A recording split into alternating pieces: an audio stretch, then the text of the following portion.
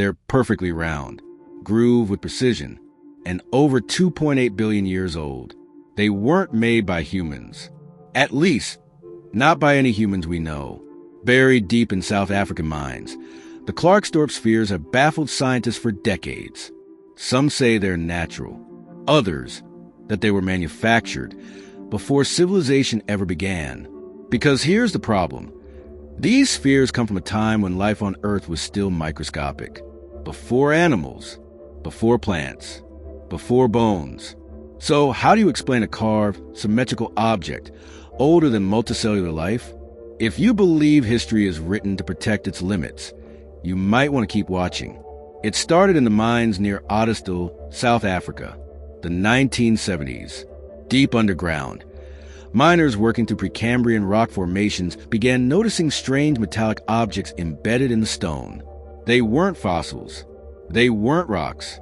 They were small spheres, rounded, grooved, perfectly balanced, as if shaped by machine. Some were solid, others hollow. Some had a shell encasing a softer, spongier material. All of them were embedded in rock dated at over 2.8 billion years old. These weren't found in a tomb, not in a ruin, but inside geological strata older than vertebrates. Miners handed them off to supervisors. Some were placed in museum collections. Others vanished into private hands. The story gained traction in local papers, then briefly entered academic journals. And then it was dismissed. But not because someone explained it, because no one could. Today, the mining company no longer comments on the matter. Many of the original miners have retired or passed away.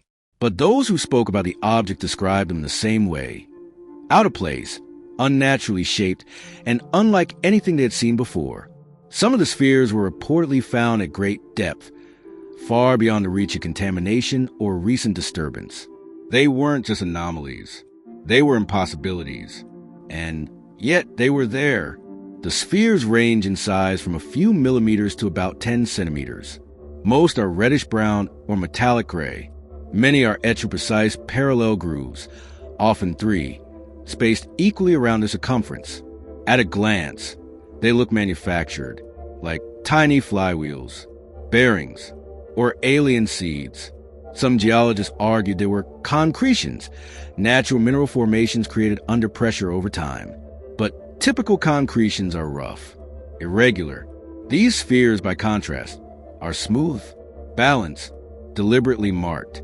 X-ray studies on select specimens revealed uniform density in some and hollow interiors in others, a mix that defies simple geological classification. And then there's a material. They're made primarily of hematite or wollastonite, minerals not rare, but hard enough that forming them into such smooth shapes without tools is, at best, unlikely.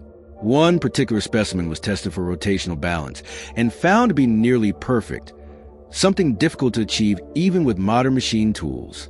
Multiple spheres examined under microscopes showed no natural fractures or irregularities. Their symmetry suggested control, intention. Even stranger, no two spheres were exactly alike, yet all seemed to follow the same rules of proportion, form, and pattern, as if created by a shared logic, a template lost to time. So the question isn't whether they're real, it's how they exist at all. Academic voices, particularly those in geology, maintain a consistent line. The Klerksdorp Spheres are natural. They say they were formed by volcanic ash solidifying under extreme conditions, shaped over millions of years by sedimentary processes. The grooves, they claim, are the result of fine layering and erosion. Case closed, they say. But when pressed, some of these explanations falter. Why do the grooves maintain perfect spacing, even as the sphere rotates? Why do some of the spheres resist cutting tools, while others collapse under light pressure? And most of all, why are they only found in a single region of the world, inside a very specific and ancient rock formation? The Klerksdorp Museum once displayed several of the spheres, labeling them as unexplained. But later, they changed the description. Now, they're simply called pseudofossils. The change didn't come from new discoveries. It came from discomfort, because science does like loose ends. And these spheres are nothing but loose ends. Some researchers who initially examined them quietly retracted their interest. Funding dried up. Universities distanced themselves. And the public forgot just as quickly as it had become fascinated. The silence around them may not be a sign of resolution. It may be a strategy to contain the consequences of what they represent. Outside the mainstream, other theories emerged. Some researchers believe the spheres are remnants of a forgotten civilization, one that existed long before our current timeline begins. A civilization erased by time, cataclysm, or intention. Others think the spheres aren't technological, but symbolic, carved markers, resonance tools, artifacts left behind not to be used, but to be found. The groove patterns have been compared to frequency diagrams. Some suggest they could encode harmonic data, vibrations, energy fields, even information beyond our current understanding. This theory isn't new. From the Antikythera mechanism to the Saqqara bird, there are objects scattered through ancient history that seem to hint at lost knowledge.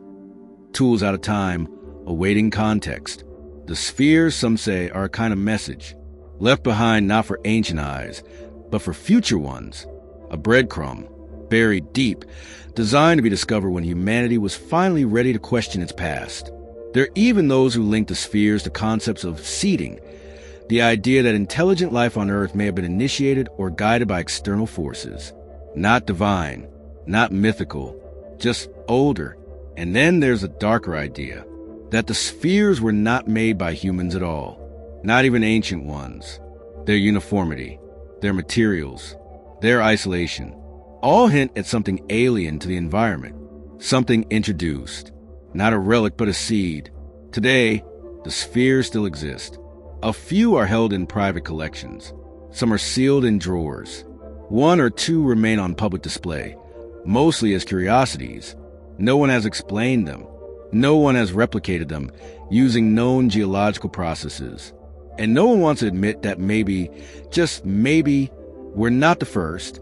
The deeper question isn't whether the Klerksdorp Spheres are artificial. It's why they're ignored, why they vanish from exhibitions, why scientists refuse to investigate further. Because if they're what they appear to be, then our understanding of history isn't just incomplete, it's wrong.